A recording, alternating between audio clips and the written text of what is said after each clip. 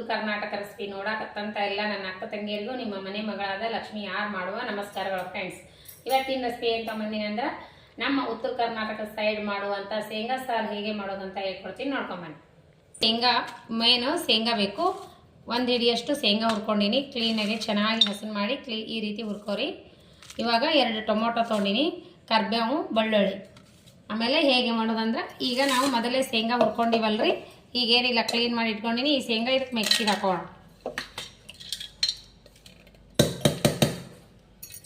ಶೇಂಗಾ ಮಿಕ್ಸರ್ಗೆ ಹಾಕೋಣ. ಕಲ್ಗಲ್ಲಿದ್ರೆ ಕುಟ್ಕೋಬೋದು, ನಮ್ಮಲ್ಲಿ ಕಲ್ಗಲ್ಲಿ ಇಲ್ವಲ್ಲ. ಈ ಶೇಂಗಾ ಹಾಕೊಂಡಿನಿ. ಇವು 1-2 ಮಾಡಿ ಟೊಮೊಟೊ ಹಾಕೋಣ.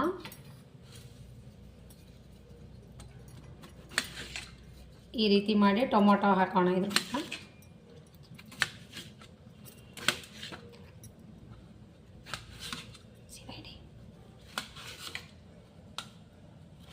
ಈಗ ಮಾಡಿ ಹಾಕೋರಿ, ಸಣ್ಣ ಆಗ್ತೈತಿ. ಇದ್ರೊಳಗೆ ಟೊಮೊಟೊ ಹಾಕೊಂಡ್ಬಿಡೋಣ.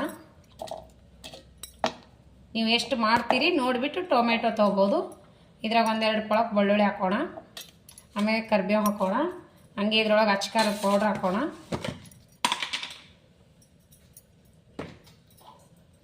ಒಂದು ಸ್ಪೂನ್ ಅಚ್ಕಾರದ ಪೌಡ್ರನ್ನು ಇದ್ರೊಳಗೆ ಹಾಕೊಂಡು ರುಬ್ಕೋಣ. ನೋಡಿರಿ, ಇವಾಗ ಸ್ವಲ್ಪ ಅರಸಿನ ಪೌಡರ್, ಮಸಾಲೆ ಖಾರ ಸ್ವಲ್ಪ ಹಾಕ್ಕೊಂಡು ರುಬ್ಕೋಣ. ರುಚಿಗೆ ತಕ್ಕಷ್ಟು ಉಪ್ಪು ಹಾಕ್ಕೊಂಡು ರುಬ್ಕೊಂಡ್ಬಿಡೋಣ. ಮಸ್ತ್ನಾಗೆ ಟೇಸ್ಟ್ ಆಗ್ತೈತೆ ಸಾಂಬಾರು.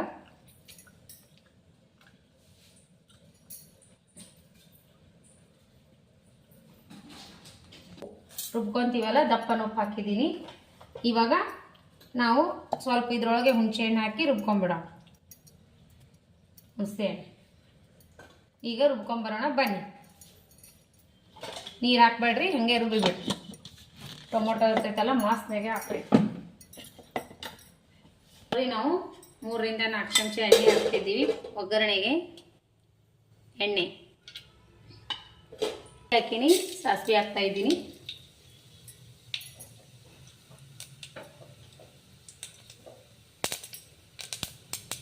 ಬೆಳ್ಳುಳ್ಳಿ ಹಾಕ್ತಿದ್ದೀನಿ. ಗೋಲ್ಡನ್ ಕಲರ್ ಬರೋವರೆಗೆ ಫ್ರೈ ಆಗಕತ್ತಾವಲ್ಲ, ಇದರೊಳಗೆ ಇನ್ನೊಂದು ಸ್ವಲ್ಪ ಅಚ್ಕಾರದ ಪೌಡ್ರ್ ಹಾಕೋಣ. ಅರಸಿನ ಪೌಡರ್, ಗರಂ ಮಸಾಲೆ. ಈಗ ಒಂದು ಚೂರು ಇದು ಮಾಡ್ಕೊರಿ. ನೀರಾದ ಹಾಕೊಂಡ್ಬಿಡೋಣ.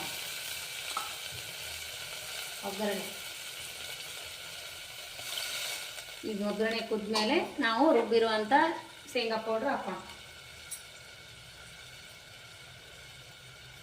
ಒಗ್ಗರಣೆ ಕುದಿಲಕ್ಕತ್ತದಲ್ಲ, ಇದು ಈ ರೀತಿ ರುಬ್ಕೋಬೇಕು ನೋಡ್ರಿ. ಶೇಂಗಾ ಪೌಡ್ರ್, ಶೇಂಗಾ, ಟೊಮೊಟೊ ಈ ರೀತಿ ರುಬ್ಕೊಂಡು ಇದಕ್ಕೆ ಹಾಕ್ಬಿಡ್ಬೇಕು.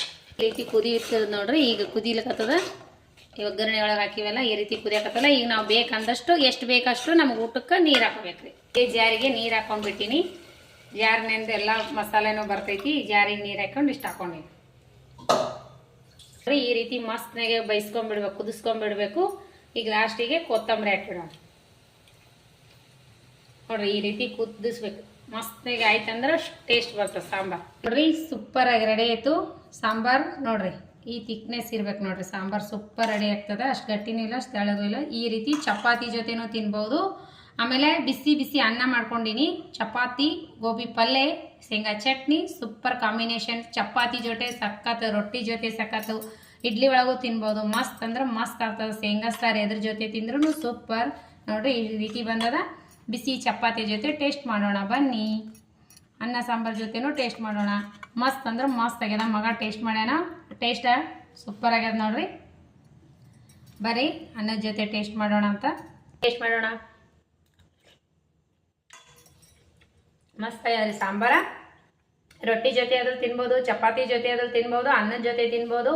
ಮಸ್ತ್ ಅಂದ್ರೆ ಮಸ್ತ್ ಆಗ್ಯದ. ನೀವು ಮಾಡ್ಕೊಂಡು ಊಟ ಮಾಡಿರಿ. ನಿಮಗೇನಾರ ಇಷ್ಟ ಆಗಿತ್ತಂದ್ರೆ ನನ್ನ ರೆಸಿಪಿ ನೀವು ಲೈಕ್ ಮಾಡಿರಿ, ನಿಮ್ಮ ಫ್ರೆಂಡ್ಸ್ ಫ್ಯಾಮಿಲಿಗೆಲ್ಲ ಶೇರ್ ಮಾಡಿರಿ. ನಿಮ್ಮ ಅನಿಸಿಕೆ ಅಭಿಪ್ರಾಯಗಳನ್ನು ಕಮೆಂಟ್ ಬಾಕ್ಸ್ನಲ್ಲಿ ತಿಳಿಸಿ. ಇನ್ನೂ ಯಾರೆಲ್ಲ ಸಬ್ಸ್ಕ್ರೈಬ್ ಆಗಿಲ್ಲ ಬೇಗ ಸಬ್ಸ್ಕ್ರೈಬ್ ಆಗಿರಿ. ನಾನು ಹಾಕುವಂಥ ರೆಸಿಪಿಗಳು ನೋಟಿಫಿಕೇಶನ್ ಸಿಗ್ತದೆ, ನೀವು ತಕ್ಷಣ ನೋಡ್ಬೋದು. ಮತ್ತೆ ಮುಂದಿನ ರೆಸಿಪಿಯಲ್ಲಿ ಸಿಗೋಣ ಫ್ರೆಂಡ್ಸ್. ನಮಸ್ಕಾರ. ಯಾರೆಲ್ಲ ನನ್ನ ರೆಸಿಪಿ ತಪ್ಪದೆ ನೋಡ್ತೀರಿ ಅವರಿಗೆಲ್ಲ ತುಂಬು ಹೃದಯದ ಧನ್ಯವಾದಗಳು ಫ್ರೆಂಡ್ಸ್. ನಮಸ್ಕಾರ, ಬಾಯ್.